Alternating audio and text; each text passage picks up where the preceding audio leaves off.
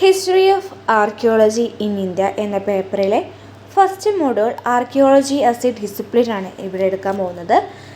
ഈ ചാപ്റ്ററിൽ ആദ്യമായിട്ട് പഠിക്കാൻ പോകുന്നത് എന്താണ് ആർക്കിയോളജി. ഭൗതികാവശിഷ്ടങ്ങൾ ഉപയോഗിച്ച് മനുഷ്യൻ്റെ ചരിത്രം പഠിക്കുന്നതാണ് ആർക്കിയോളജി എന്ന് പറയുന്നത്. അതായത് ഭൗതികാവശിഷ്ടങ്ങൾ ഉപയോഗിച്ച് മനുഷ്യൻ്റെ ചരിത്രം പുനർനിർമ്മിക്കുകയാണ്. ആർക്കിയോളജിയിൽ മനുഷ്യരെക്കുറിച്ചും അവൻ്റെ ചുറ്റുപാടുകളെക്കുറിച്ചുമാണ് പഠിക്കുന്നത്. പ്രധാനമായിട്ടും പുരാവസ്തുക്കളുടെ രേഖ, വസ്തുവിദ്യ, ജൈവവസ്തുക്കൾ, എക്കോ ഫാക്റ്റുകൾ, സൈറ്റ് എന്നിവയിലെ എല്ലാം നിന്നാണ് ആർക്കിയോളജി വീണ്ടെടുക്കുന്നത്. പ്രീഹിസ്റ്റോറിക് കാലഘട്ടത്തിലെ സമൂഹത്തെക്കുറിച്ച് പഠിക്കുന്നതിനാണ് പ്രധാനമായും ആർക്കിയോളജി ഉപയോഗിക്കുന്നത്. അതായത് എഴുത്തുവിദ്യ ആരംഭിക്കുന്നതിന് മുന്നേ ഉള്ള കാലഘട്ടത്തെക്കുറിച്ച് പഠിക്കുന്നതിന്. ആദ്യമായിട്ട് നമുക്ക് പഠിക്കാനുള്ളത് ബേസിക് കോൺസെപ്റ്റ് ഓഫ് ആർക്കിയോളജി. 3 പ്രധാനപ്പെട്ട ബേസിക് കോൺസെപ്റ്റാണ് ആർക്കിയോളജിക്കുള്ളത്. ആർട്ടിഫാക്ട്സ്, എക്കോഫാക്റ്റ്, ഫീച്ചറുകൾ. അത് നമുക്ക് എന്താണ് ആർട്ടിഫാക്ട്സ് എന്ന് പഠിക്കാം. പുരാവസ്തു സൈറ്റുകളിൽ നിന്ന് കണ്ടെത്തിയ മനുഷ്യർ നിർമ്മിച്ചതോ രൂപപ്പെടുത്തിയതോ പരിഷ്കരിച്ചതോ ഉപയോഗിച്ചതോ ആയ ഏതെങ്കിലും തരത്തിലുള്ള പോർട്ടബിൾ ആയിട്ടുള്ള വസ്തുക്കളാണ് പുരാവസ്തുക്കൾ എന്ന് പറയുന്നത്.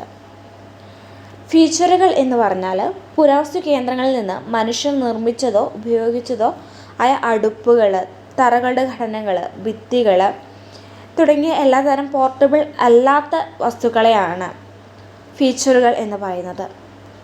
അടുത്തത് എക്കോ ഫാക്റ്റ്. പുരാവസ്തു സൈറ്റുകൾ പാരിസ്ഥിതിക അവശിഷ്ടങ്ങളോ പാരിസ്ഥിതിക വസ്തുതകളോ നൽകുന്നുണ്ട്. പൊതുവെ എക്കോ ഫാക്റ്റുകളെ 2ആയിട്ട് ഡിവൈഡ് ചെയ്യാം. ഇൻഓർഗാനിക് എക്കോ ഫാക്റ്റുകൾ, അതുപോലെ തന്നെ ഓർഗാനിക് എക്കോ ഫാക്റ്റുകൾ. മിനറൽസ്, സെഡിമെൻറ്റ്സ്, സ്റ്റോൺസ്, വോൾക്കാനിക് തുടങ്ങിയവയാണ് ഇൻഓർഗാനിക് എക്കോ ഫാക്റ്റുകളിൽ ഉൾപ്പെടുന്നത്. ഓർഗാനിക് എക്കോ ഫാക്റ്റുകളിലാണെങ്കിൽ ബോൺസ്, സ്കൾസ്, ടീത്ത്, ഷെൽസ് എന്നിവയെല്ലാം ഉൾപ്പെടുന്നു. അടുത്തതായിട്ട് നമുക്ക് പഠിക്കാൻ ആർക്കിയോളജിക്കൽ ടെൽ, മൗണ്ട് അഥവാ സൈറ്റ് എന്നിവയെക്കുറിച്ചിട്ടാണ്. ഒരു കൃത്രിമ ഭൂപ്രകൃതി സവിശേഷതയാണ് ആർക്കിയോളജിക്കൽ ടെൽ എന്ന് പറയുന്നത്. അതായത് തുടർച്ചയായി അടിഞ്ഞുകൂടിയതും അടുക്കി വെച്ചതുമായിട്ടുള്ള അവശിഷ്ടങ്ങൾ ഇതിൽ ഉൾപ്പെടുന്നു. അടുത്തത് ഇൻഡസ്ട്രിയെക്കുറിച്ചിട്ടാണ് പഠിക്കുന്നത്.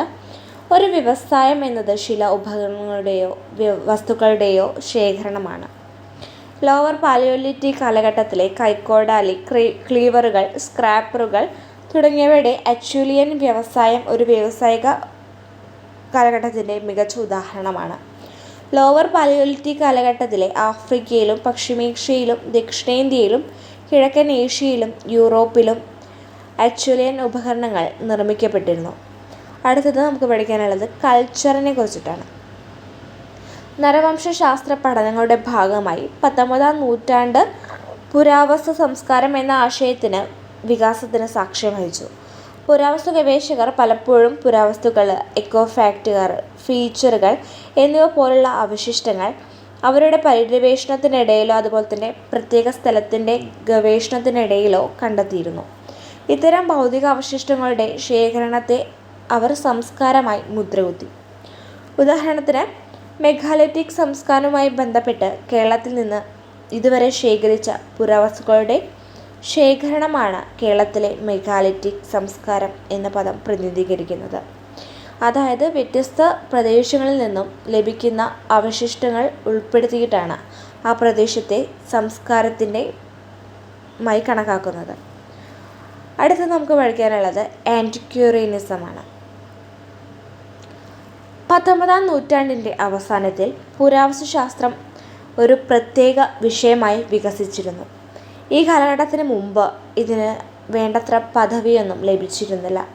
പുരാതന ഭൂതകാലത്തെക്കുറിച്ചുള്ള അന്വേഷണത്തെ പ്രതിനിധീകരിക്കുന്നതാണ് ആൻറ്റിക്വറിയനിസം. പുരാവസ്തുക്കളുടെ കാലപ്പഴക്കവും പ്രവർത്തനവും കണ്ടെത്തുന്നതിന് ക്രമാനുസൃതമായ രീതിയിലുള്ള പഠനമാണ് ഇത്. ഒരു പുരാവസ്തു ഗവേഷകന് പുരാവസ്തുക്കളിൽ മാത്രം താൽപ്പര്യമുണ്ടാകണം എന്നത് ഇതിൻ്റെ ഒരു പ്രത്യേകതയാണ്. മാത്രമല്ല അതിൻ്റെ സന്ദർഭത്തിന് ശ്രദ്ധ നൽകില്ല. ആരാണ് ആൻറ്റിക്വറിയൻ എന്ന് ചോദിച്ചു കഴിഞ്ഞാൽ നമുക്ക് ഒരു സ്ഥലത്തെ കുറിച്ച് പ്രത്യേക താല്പര്യമുള്ള ഏതൊരു വ്യക്തിക്കും ആൻറ്റിക്വറിയൻ ആവാം. അതിന് പ്രത്യേകമായ ഒരു പരിശീലനത്തിൻ്റെ ആവശ്യമില്ല. സയൻറ്റിഫിക് ആർക്കിയോളജിയുടെ തുടക്കം. ക്രിസ്റ്റ്യൻ തോംസന്റെ 3 ഏജ് സിസ്റ്റം ഉപയോഗിച്ച് സ്കാൻഡിനേവിയയിൽ ചിട്ടയായതും ശാസ്ത്രീയവുമായ പുരാവസ്തു പഠനം വികസിപ്പിച്ചെടുത്തു. 1807 ഡാനിഷ് ഗവൺമെൻറ് സൈറ്റുകൾ സംരക്ഷിക്കുന്നതിനും പുരാവസ്തുക്കളെക്കുറിച്ചുള്ള പൊതു അവബോധം പ്രോത്സാഹിപ്പിക്കുന്നതിനും ഒരു മ്യൂസിയം സ്ഥാപിക്കുന്നതിനും ഒരു പുരാവസ്തു കമ്മീഷനെ രൂപീകരിച്ചു. കോപ്പൻഹേഗനിലെ നാഷണൽ മ്യൂസിയത്തിൻ്റെ ക്യൂറേറ്റർ ക്രിസ്റ്റ്യൻ തോംസൺ ആയിരുന്നു ഇതിൻ്റെ ആദ്യത്തെ കമ്മീഷൻ. അദ്ദേഹം 1816 മുതൽ 1865 മരിക്കുന്നത് വരെ ആ സ്ഥാനം വഹിച്ചിരുന്നു. കോപ്പൻഹേഗനിലെ ദേശീയ പുരാവസ്തു മ്യൂസിയത്തിൽ സൂക്ഷിച്ചിരുന്ന പുരാവസ്തു തെളിവുകൾ സാങ്കേതികവിദ്യ, മെറ്റീരിയൽ, ശൈലി, അലങ്കാരം, ആകൃതി, സന്ദർഭം എന്നിവയെ അടിസ്ഥാനമാക്കി അദ്ദേഹം വിശകലനം ചെയ്തു. അവരുടെ ആപേക്ഷിക ക്രമം സ്ഥാപിക്കുകയും ചെയ്തു. തൽഫലമായി തുടർച്ചയായ 3 കാലഘട്ടത്തിലെ പുരാവസ്തു അവശിഷ്ടങ്ങളുടെ വിശകലനത്തിലൂടെ അദ്ദേഹം കടന്നുപോയി. ഇതാണ് 3 ഏജ് സിസ്റ്റം എന്ന പേരിൽ അറിയപ്പെടുന്നത്. അതായത് ശിലായുഗം, വെങ്കലയുഗം, ഇരുമ്പുയുഗം എന്നിവയാണ് 3 ഏജ് സിസ്റ്റം. ശിലായുഗം എന്ന് പറയുന്നത് മനുഷ്യചരിത്രത്തിൽ ആദ്യത്തെ സാംസ്കാരിക കാലഘട്ടമായി കണക്കാക്കപ്പെടുന്നു.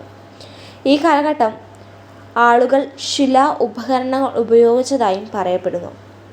വെങ്കലയുഗം എന്ന് പറഞ്ഞാൽ മനുഷ്യചരിത്രത്തിലെ ഉപകരണ നിർമ്മാണ പ്രക്രിയയുടെ 2ാം ഘട്ടമാണ്. ഈ കാലഘട്ടത്തിൽ ആളുകൾ വെങ്കല ഉപകരണങ്ങൾ നിർമ്മിക്കുകയും ഉപയോഗിക്കുകയും ചെയ്തിരുന്നു. ഇരുമ്പുയുഗം 3ാം ഘട്ടമാണ്. ആളുകൾ കഠിനവും മൂർച്ചയുള്ളതുമായ ഇരുമ്പ് ലോഹം ഉപയോഗിച്ച ഉപകരണം നിർമ്മിക്കാൻ ആരംഭിച്ചത് 3ാം ഘട്ടമായ ഇരുമ്പുയുഗത്തിലാണ്. അടുത്തത് എക്സ്പ്ലോറേഷൻ ആൻഡ് എക്സ്കവേഷൻ മെത്തേഡുകൾ.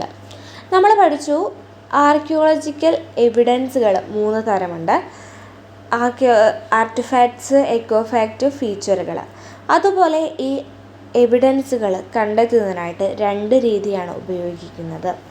പര്യവേക്ഷണം അല്ലെങ്കിൽ ഖനനം അഥവാ എക്സ്കവേഷൻ അഥവാ എക്സ്പ്ലോറേഷൻ. ഇന്ത്യയിൽ പര്യവേഷണവും ഖനനവും നടത്തുന്നത് ആർക്കിയോളജിക്കൽ സർവേ ഓഫ് ഇന്ത്യയുടെ ഔദ്യോഗിക അനുമതി ആവശ്യമാണ്. ASAയുടെ അനുമതിയില്ലാതെ കുഴിച്ചെടുക്കുന്നത് നിയമവിരുദ്ധവും ശിക്ഷാർഹവുമാണ്.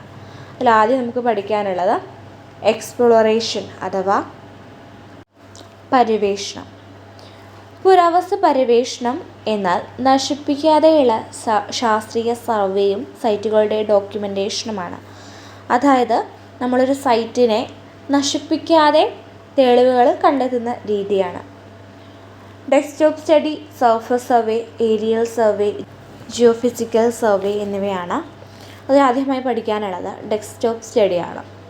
ഡെസ്ക്ടോപ്പ് സ്റ്റഡി എന്ന് പറഞ്ഞു കഴിഞ്ഞാൽ എക്സ്പ്ലോറേഷൻ നടത്തുന്ന വ്യക്തി ആ സൈറ്റ് സന്ദർശിക്കാതെ തന്നെ മുൻപ് നടന്ന പഠനങ്ങൾ വായിച്ച് പ്രൊജക്റ്റുകൾ മനസ്സിലാക്കി അതിനെക്കുറിച്ചുള്ള പുസ്തകങ്ങളെല്ലാം കണ്ടെത്തി മനസ്സിലാക്കി ആ സ്ഥലത്തെക്കുറിച്ച് വിവരങ്ങൾ ശേഖരിക്കുന്നു. ആ വ്യക്തി ഒരിക്കലും ആ സൈറ്റ് നേരിട്ട് പോയി സന്ദർശിക്കുന്നില്ല എന്നത് ഇതിൻ്റെ ഏറ്റവും വലിയൊരു പ്രത്യേകതയാണ്.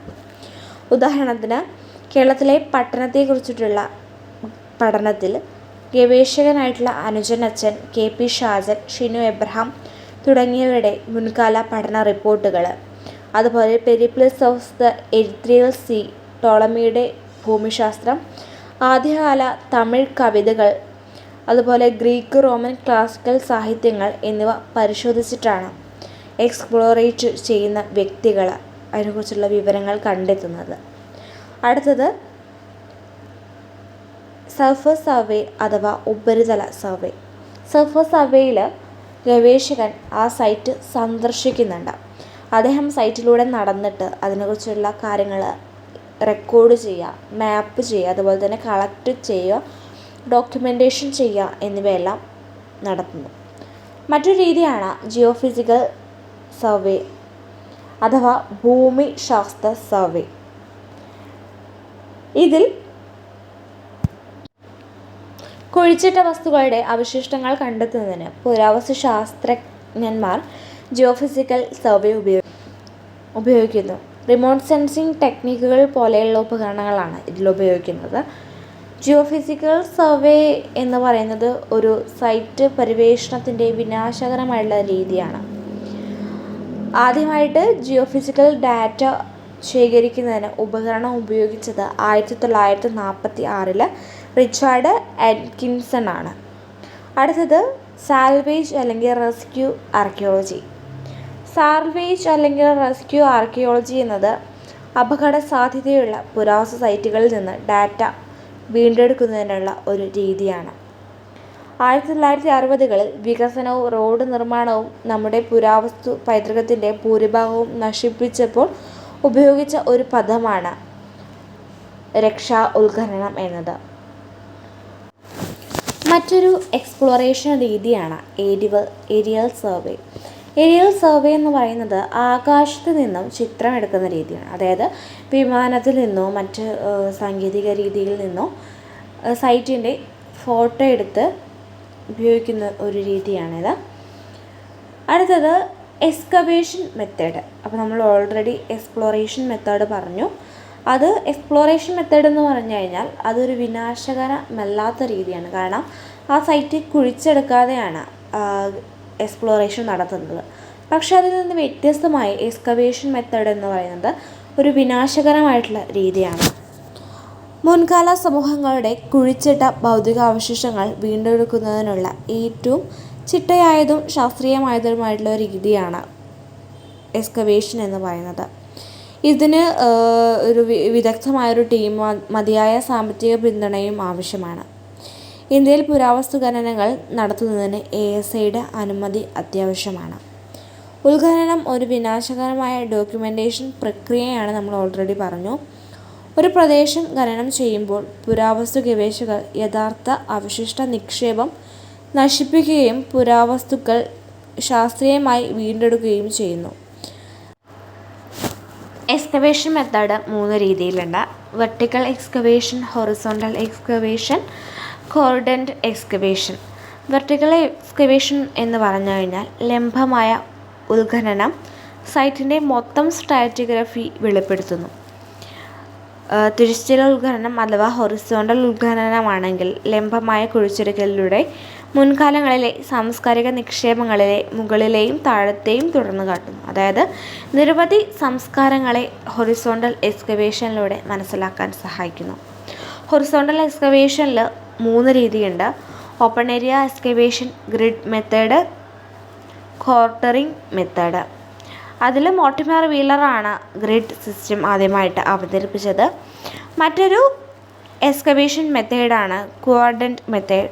ശവകുടീരങ്ങൾ അല്ലെങ്കിൽ മെഗാലിറ്റുകൾ പോലെയുള്ള സ്മാരകങ്ങൾ കുഴിച്ചെടുക്കുന്നതിനാണ് കോർഡൻറ്റ് രീതികൾ സാധാരണയായി ഉപയോഗിക്കുന്നത്. കുന്നിലെയോ ശ്മശാനത്തിലെയോ 4 ഭാഗങ്ങളായി വിഭജിക്കുകയും ഓരോ കോർഡൻറ്റും വളരെ വ്യവസ്ഥാപിതമായി നീക്കം ചെയ്യുകയും ചെയ്യുന്നതാണ് ക്വാഡ്രൻ്റ് രീതി എന്ന് പറയുന്നത്. ഒരു ക്വാഡ്രൻറ്റിൻ്റെ മണ്ണ് നീക്കം ചെയ്ത ശേഷം ശ്മശാനത്തിൻ്റെ യഥാർത്ഥ സ്ഥാനം മനസ്സിലാക്കാൻ പുരാവസ്തു ഗവേഷകർ ശ്രമിക്കുന്നു.